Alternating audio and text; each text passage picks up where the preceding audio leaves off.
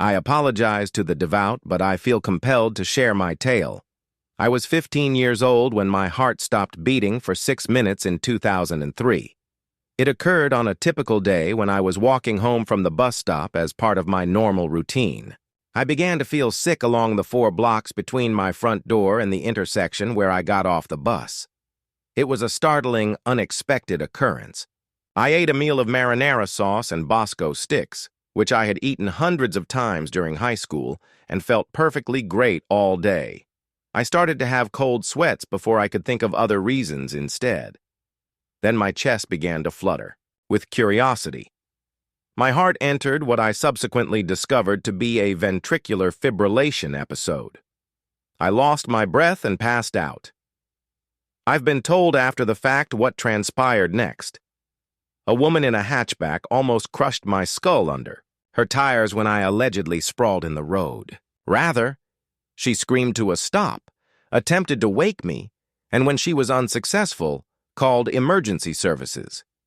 When EMS got there, they found that my heart had stopped beating. Technically, I was dead. They managed to shock my ticker back to life sometime in the process of moving my body to the hospital.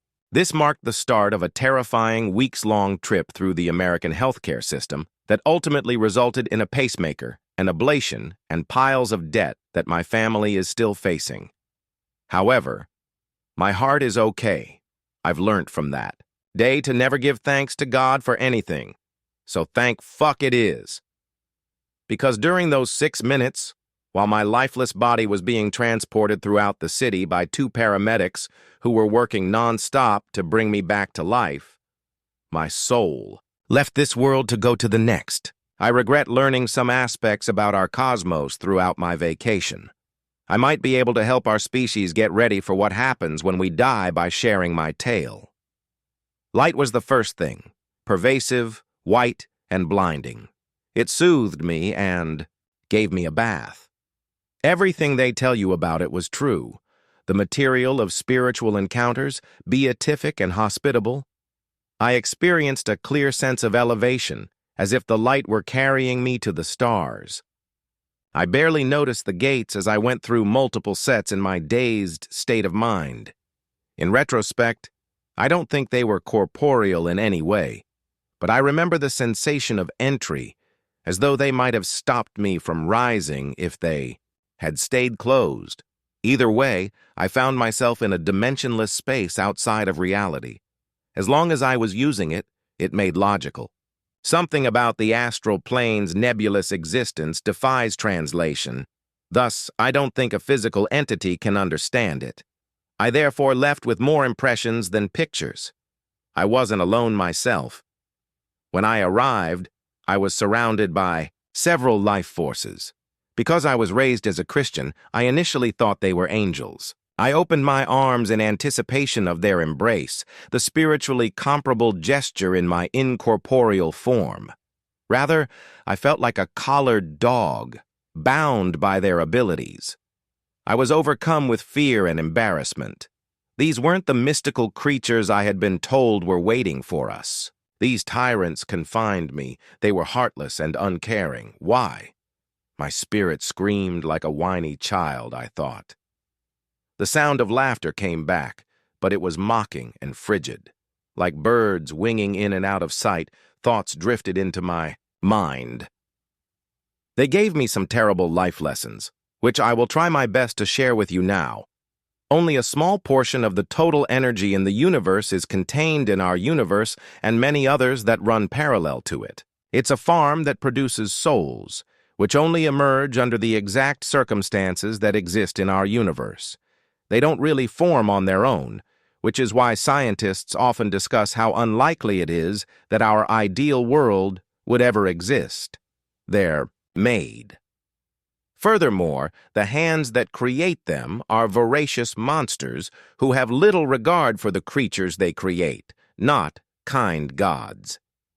In the care of the spirits that bound me, I discovered that our ultimate goal was to mature until we were prepared to serve them on their higher plane. In order for humans to emerge as a sufficiently sentient entity, that can be used as slaves on a higher plane where time and space vanish into an eternity of servitude, the Big Bang created the cosmos. I spent 6 minutes in heaven, which seemed like an eternity, laughing at what I thought was a youthful spirit that had a knack for manipulating people in ways that were psychologically upsetting. It reveled in the anguish it caused as it tossed me around like a cat with a captured mouse. The torment of soul suffering is far worse than any physical discomfort we can picture hell causing us. The closest thing to the stinging emotional harm caused by trauma is losing a loved one. I was instructed not to tell the rest of my kind that they existed until it became apparent that I still had time on Earth to return. They told me that I would be rewarded with a somewhat better position among the slaves, or perhaps when I came back, new horrors would be waiting for me if I could persuade people that they existed. There is nothing worse than what I went through, engulfed in an indescribable sorrow and suffering. I spent weeks trying to convey what I had gone through to anyone who would listen. Everyone informed me that I had gone through an extremely painful and significant experience for a young man, and that it had left scars on both my heart and my mind. I stopped attempting to persuade them. I gradually started to believe what they had told me to be true. I had just dreamed it. It was a death dream. The mind tries to make sense of the experience while facing its own impending death. Then I came upon a person who said they had encountered God.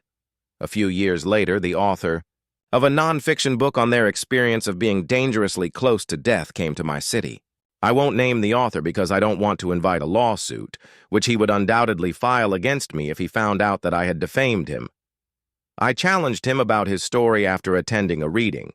I questioned him directly if he had truly encountered God, a question he has undoubtedly faced countless times. He assured me that God is real and loving by grinning and nodding. I chose, on a whim, to inform him that I was aware of the reality, that we are all headed toward servitude. His eyes flickered, indicating that he was aware of the fact. Although he lied about it in his book, he had actually passed away and gone to the hereafter.